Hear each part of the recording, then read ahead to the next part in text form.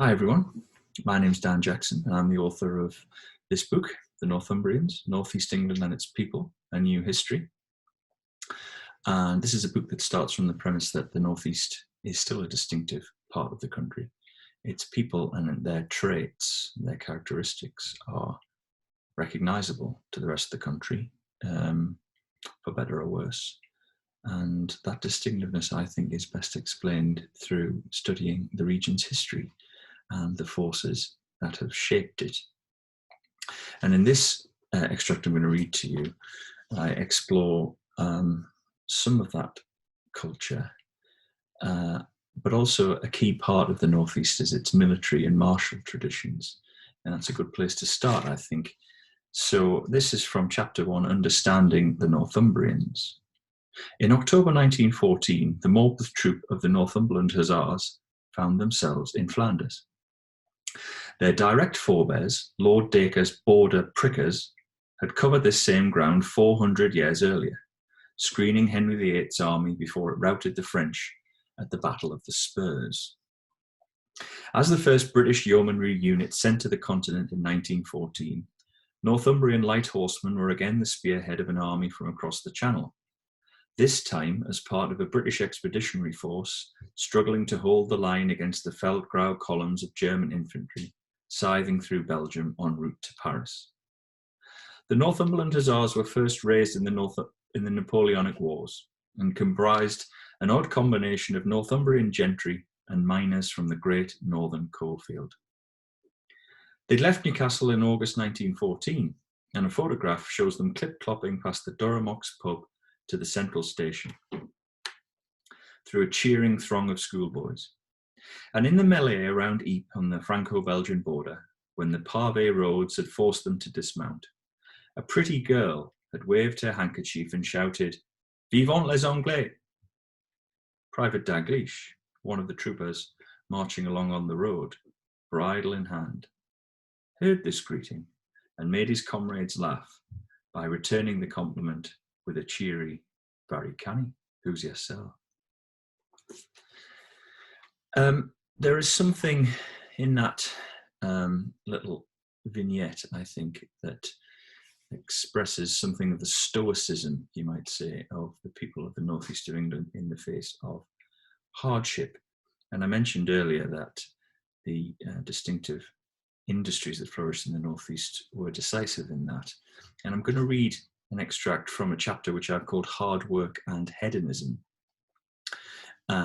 Particularly an extract from the autobiography of a fascinating figure called Jack Lawson, who was a Durham miner who ended up as a Labour MP and eventually serving in Clement Attlee's cabinet as Secretary of State for War in the 1940s. But Jack Lawson was a good example of that generation of pitmen who were fiercely well educated. They were autodidacts. They were self-taught, they had a real hunger for learning, and they were incredibly articulate and well-read.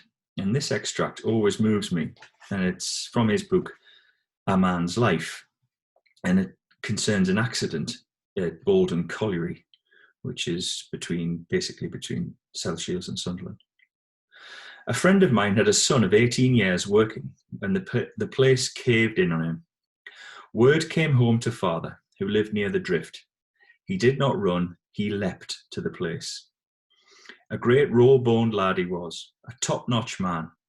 Straight into the low tunnel he went, where, behind and under a great fall of stone, lay the body of his boy. The father was a raving madman of energy, groans, splashing tears, wrestling with giant boulders, which would have defied even his great strength at ordinary times. Only one man could work at once, and all must stand back for this one man, a man of giant strength and craft.